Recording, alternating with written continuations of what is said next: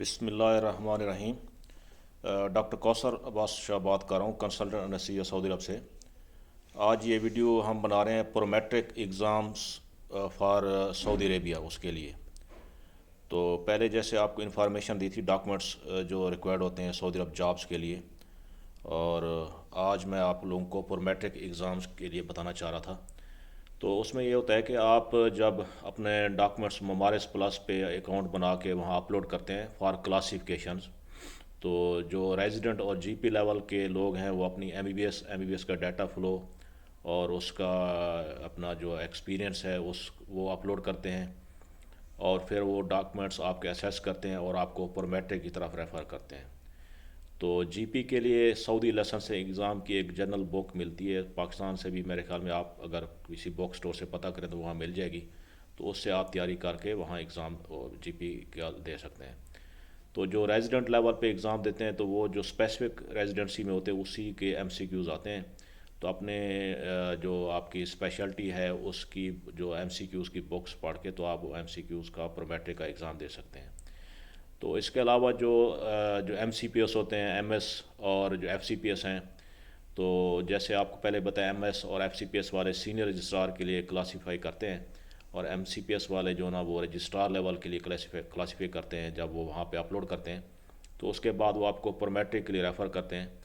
तो Prometric exam जब आप बुक करते हैं तो उसमें फिर आप जो लिंक वो आपको भेजते हैं ममारिस प्लस वाले आपकी ईमेल पे या आपकी वहीं ममारिस प्लस अकाउंट पे, तो उसको आप क्लिक करते हैं तो वहाँ पे आपको एक एलिजिबिलिटी नंबर वो इशू करते हैं।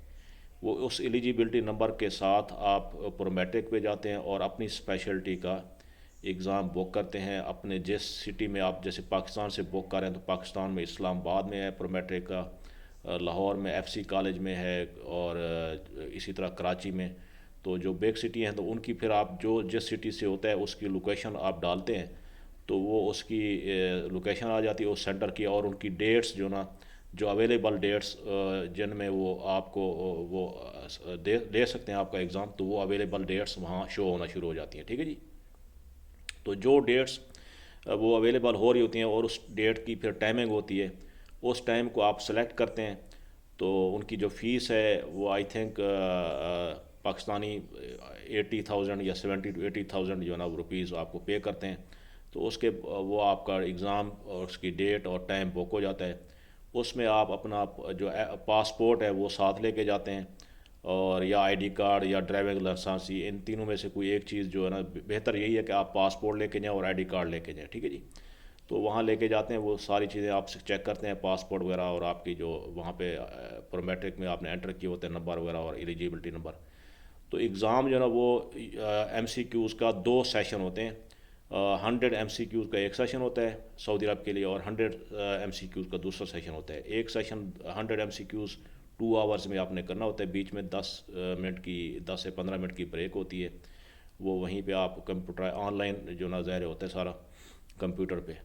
तो दूसरा सेशन फिर आपका वो भी 2 घंटे का होता है, MCQs 100 MCQs का। तो वो ख़त्म करके तो यूजली पहले तो रिज़ल्ट बड़ा जल्दी मिल जाता था।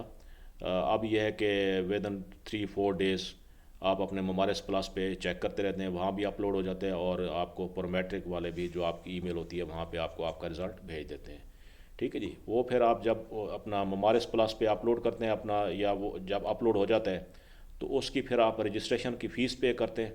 तो फिर आपकी वो एक ममारिस प्लस में आपका रजिस्टर्ड एक लाइसेंस इशू हो जाता है। ठीक है जी। तो उसकी बेस पे फिर आप अपना जॉब हंटिंग शुरू करते हैं और जॉब के लिए अप्लाई करना शुरू कर देते हैं। तो इसके साथ यानी आपका एग्ज़ाम पास हो, लाइसेंस हो और सारी चीज़ें हुई हुई हों, तो फिर जॉब मिलने के चांसेस बढ़ जाते हैं। ठीक है जी। ओके जी, गुड लक।